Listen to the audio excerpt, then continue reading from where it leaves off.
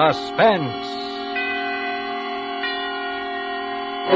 Tonight, bring you Mr. Hume Cronyn as star of Blue Eyes, a suspense play produced, edited, and directed by William Spear.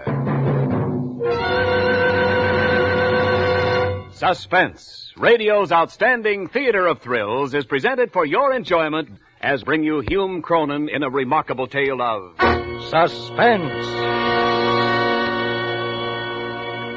Today began just like any other day. I got to bed early last night because I had to go over the accounts with Mr. Bevins.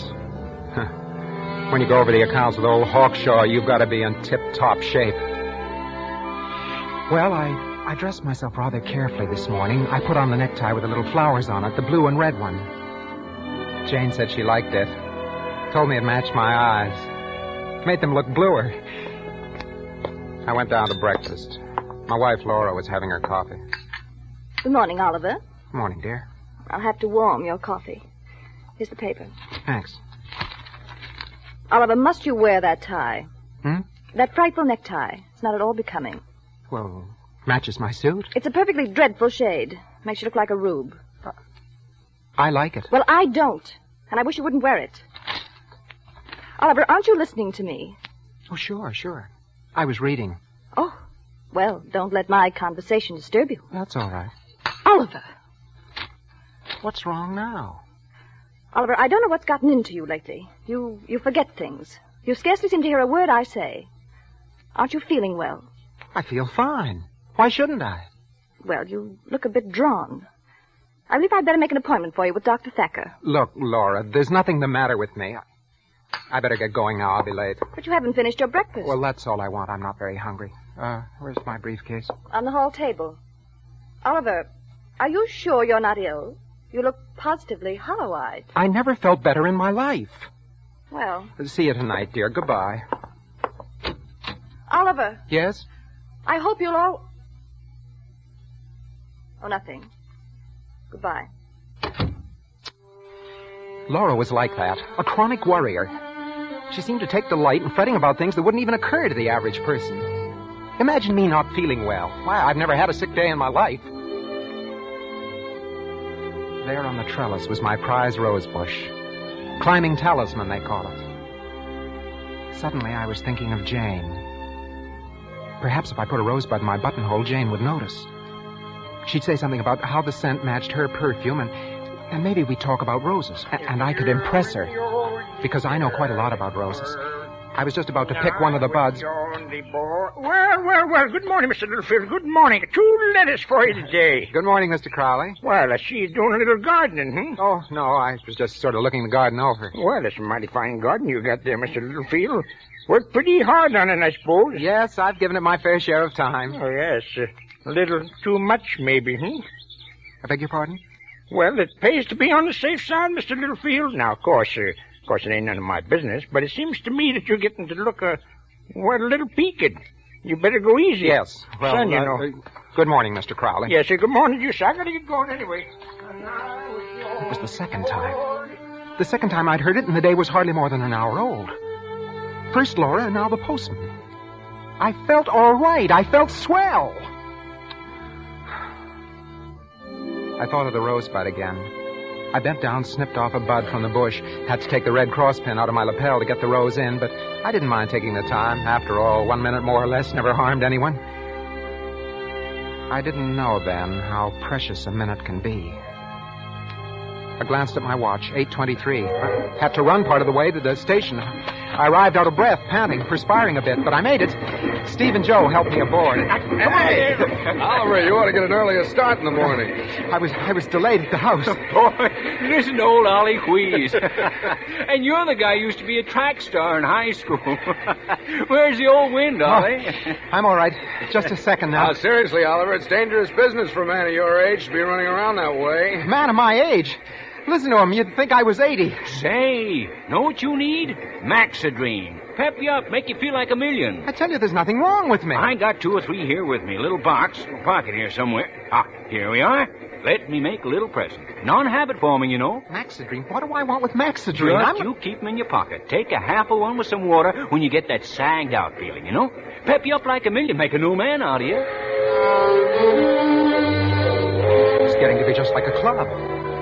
All you had to do to get a membership was to smile at me and say, Mr. Littlefield, you look a little sick. Mr. Littlefield, you look a little peaked. Mr. Littlefield, why don't you just find some nice quiet corner and go and curl up and die? Mr. Littlefield. It was 9 o'clock when I got to the office. I noticed a lumpy feeling in my solar plexus. Right here, a little on the left by my heart. It was just indigestion, of course. I got my accounts together and I went into Mr. Bevan's outer office. There was Jane at her desk. She looked lovely this morning. Sunlight coming through the Venetian blinds seemed to blend with her blonde hair. All at once, I wondered why I'd ever married Laura. Sunlight never did anything to her hair. Jane was busy and didn't see me come in. I coughed. Lightly. Oh, Mr. Littlefield, good morning. Good morning, Jane. I heard you cough. Do you have a cold? No, I haven't a cold. I never felt better in my life. Well, I'm sorry, Mr. Littlefield. I just... Forgive me, Jane. I didn't mean to snap at you. I guess I'm a little jumpy this morning. Well, I can understand you're being jumpy. Mr. Bevins can certainly be an old bear if he finds a mistake in the books. He certainly can. But I wouldn't worry. You're well dressed for the occasion. That rose in your lapel should appeal to his more pleasant side. That is, if he has a more pleasant side. Just happened to notice the bud in one of the bushes in the garden this morning.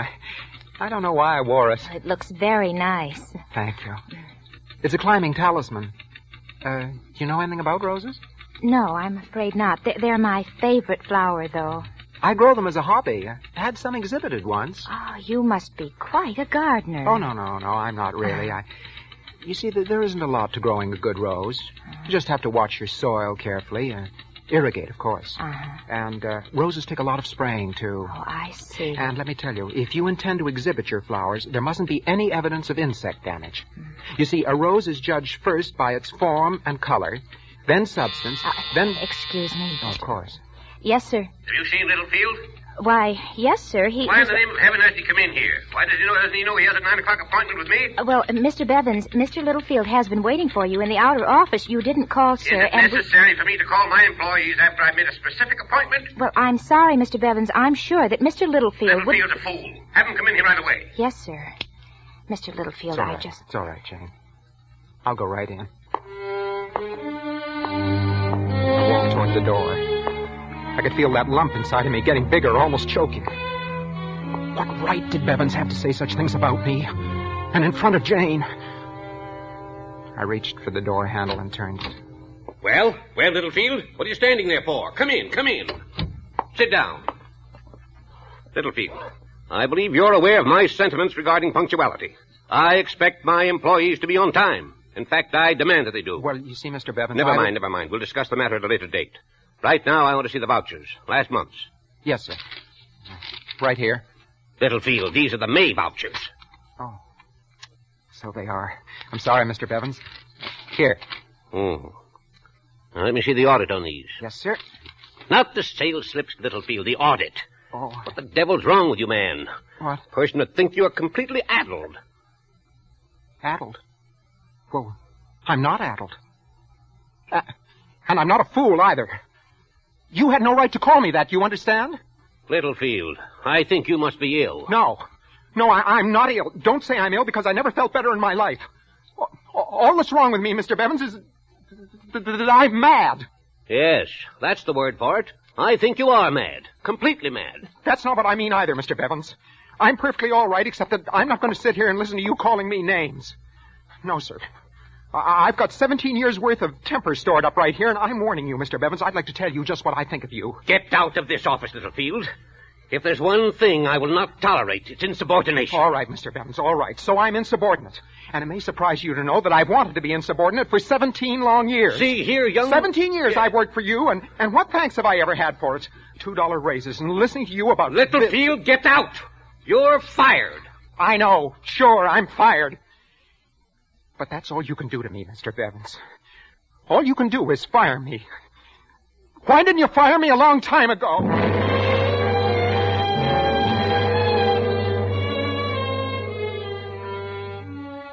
there I was, out of a job. What was the next step? I couldn't go home in the middle of the day. Well, I could, but you don't know Laura. Never would have been able to explain it to her. She wouldn't have understood. She never understood anything. With her, it was payday, the bridge club, a new hat for Easter. Everything suburban, everything in a rut, always in a rut. Oh, I went back and sat in my office to think.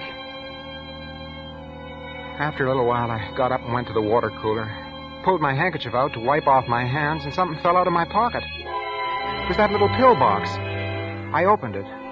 There were 3.5 of those Maxidrines in it. I swallowed them all. I sat down, and in a little I began to feel clear in my mind.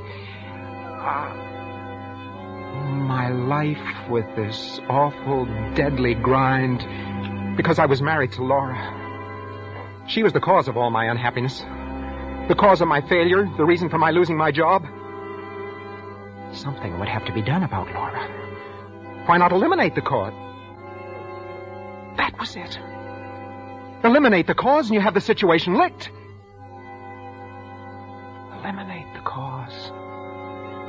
Suddenly my mind was made up. I must kill Laura.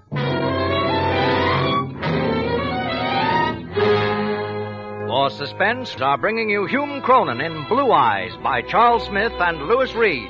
Presentation tonight in radio's outstanding theater of thrills, Suspense.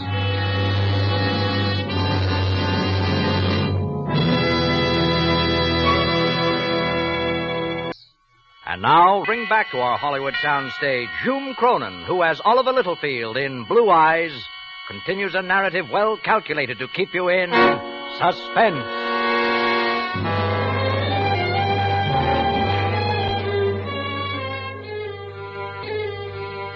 Murder's a tough proposition. Takes a lot of thought. Mustn't be messy or violent. It's got to be quick and effective. Or else a guy stands a chance of getting caught. How to do this thing? How to do it without a slip?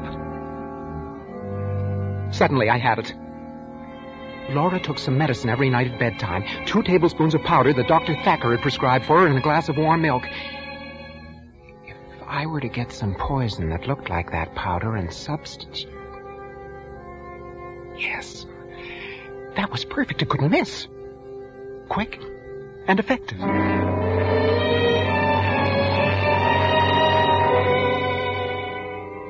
3 o'clock. I walked up the steps of the public library and went in.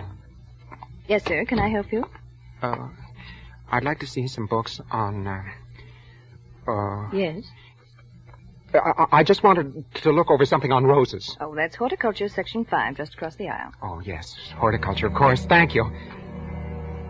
I took a book from the shelf, thumbed a few pages, and then finally decided to risk a quick glance in the direction of the librarian, see if she was still watching me.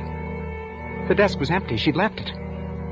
Then I saw where she was, at the other end of the library, stacking books in a handcar. Here was my chance.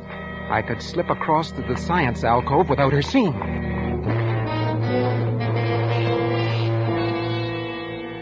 I went to the section marked Science, Medicine. Looked in the card index file under P. Pharmacology. Here it is. Pharmacology and Therapeutics by Walter A. Bastido, Ph.G., M.D. Someday I'm going to look up those initials and find out what they mean.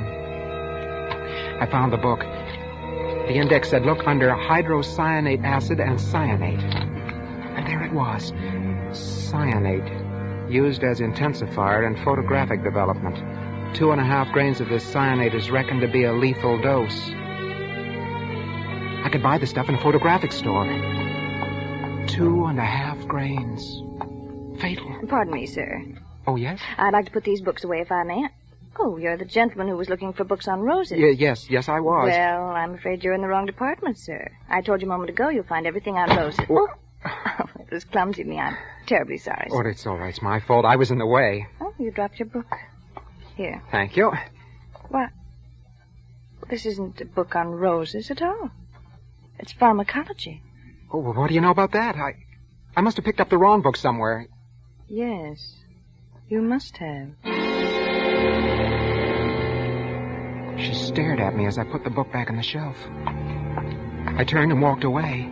I could feel her eyes following me through the door. I was conscious of that lump under my heart again. It felt heavy and hard like a rock. And there was a dryness in my throat, too. I swallowed a few times to get rid of it. At 4th and Sutter, there's a photographic supply place. Good afternoon, sir. Good afternoon. I'd like some cyanate, please. Oh, how much do you want, sir? Oh, enough to treat some negatives with. Quite a few negatives. Yeah, about 2 pounds? Yes, I think that'll be fine. Well, I'll wait for you. What kind of camera have you been using? What?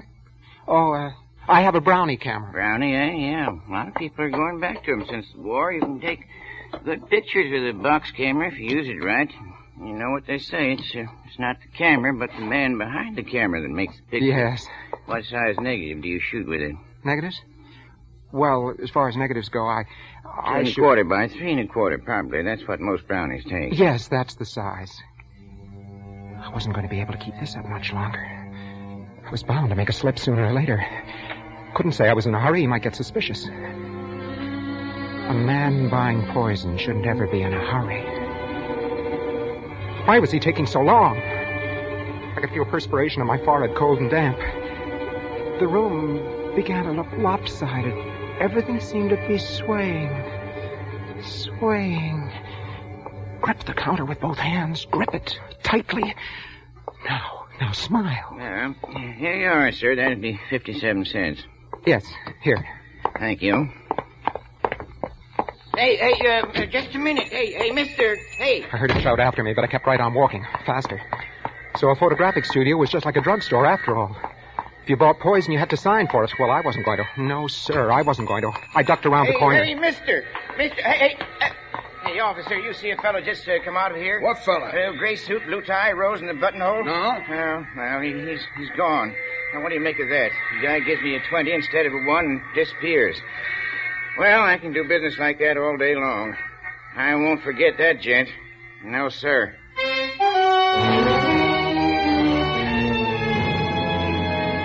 I arrived home at 6:30.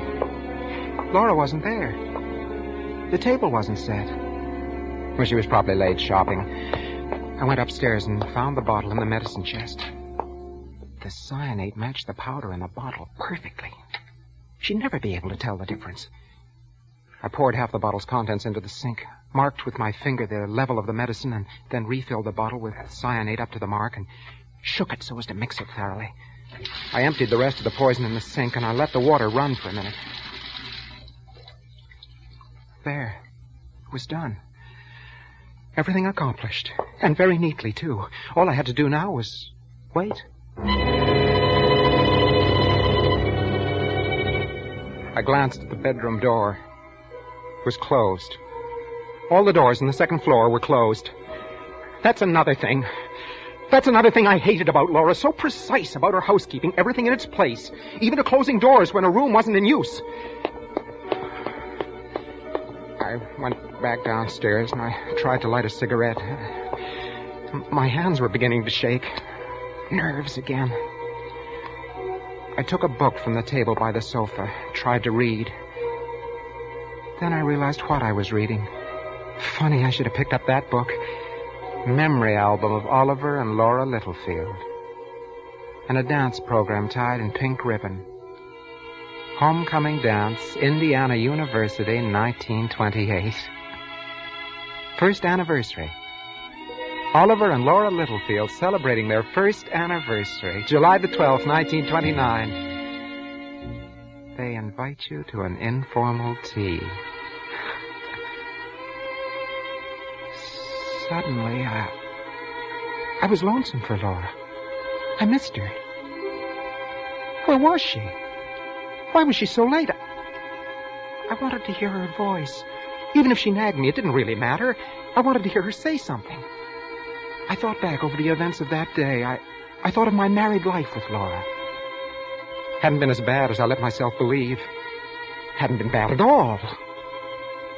Laura loved me. She did. She did love me, and I loved her. I must have been crazy to even think of killing her. What would I ever do without her? I leaped to my feet and I ran up the stairs to the medicine chest. I poured the cyanide down the drain, all of it. Washed out the sink with my hand to be sure that the last bit of the poison was gone. After that, I was calmer again. I guess I'd come to my senses. I thought of the blue tie I was wearing. The one Laura didn't like. I changed that before dinner. I opened the door of the bedroom and... Then I saw, sprawled on the bed, her face distorted in pain. I went to the bed and I shook her. Laura! Laura! She didn't move. She was cold, terribly cold.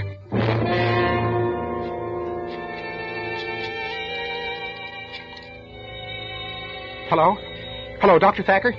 Doctor, this is Oliver Littlefield. Can you come over right away? Something's happened to my wife. I think she's dead.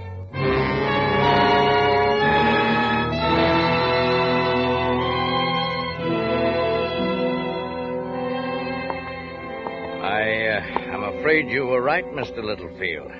This glass she drank from, it's poison. But why?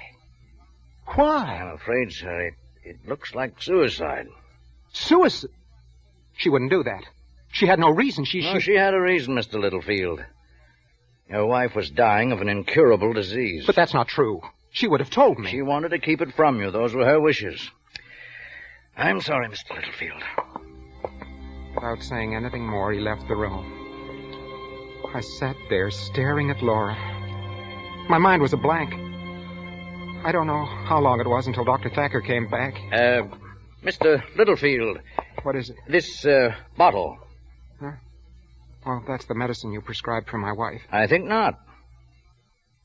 Of course it is. Why, what are you talking about? I didn't prescribe cyanide. Well, It seems that I may be obliged to revise my diagnosis of your wife's death. I don't understand. Oh, really, Mr. Littlefield, isn't it quite obvious? Your wife's death was caused by a lethal dosage of cyanide.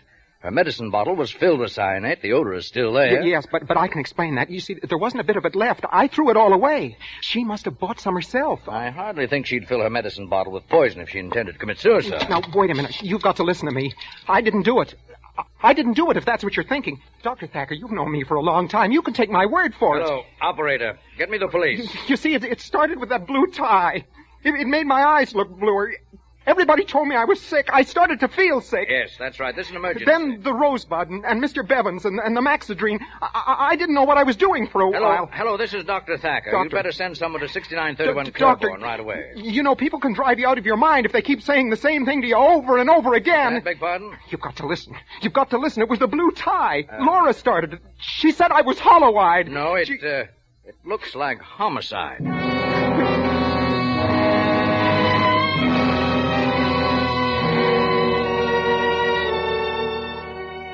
12 hours. It all happened in 12 short hours. But since then, the hours have been long, endless eternity. How long will I have to wait? How long until they file out of that room and tell me what I already know? The coroner's jury find that Laura Littlefield met her death by poisoning. It's recommended that her husband, Oliver Littlefield, be held to answer. I can hear it now. There's no other verdict. The testimony of the librarian, the clerk at the photographic store, the doctor. Powerful evidence that lies. Damning evidence that'll send Oliver Littlefield to the electric chair. Mr. Littlefield, it's all over. I knew it. I knew what you would find. The coroner's jury found the testimony of the librarian, the clerk, and the rest convincing. Undeniable. And, of course, the presence of the glass of poison at your wife's bedside was confusing. Undoubtedly, she had intended to commit suicide. But, of course, we know now that she didn't. When will I be arrested? That is a matter for the police. If they decide to prosecute, of course, under the circumstances... Circumstantial evidence. I didn't murder my wife. I didn't. I didn't. Of course not, Mr. Littlefield. The autopsy settled that. Not a single trace of poison in the body. She died as a result of her illness. No poison? No poison, and lucky for you, Mr. Littlefield. Because if she'd committed suicide as she planned, just how would you have been able to prove your innocence, Mr. Littlefield? Just exactly how?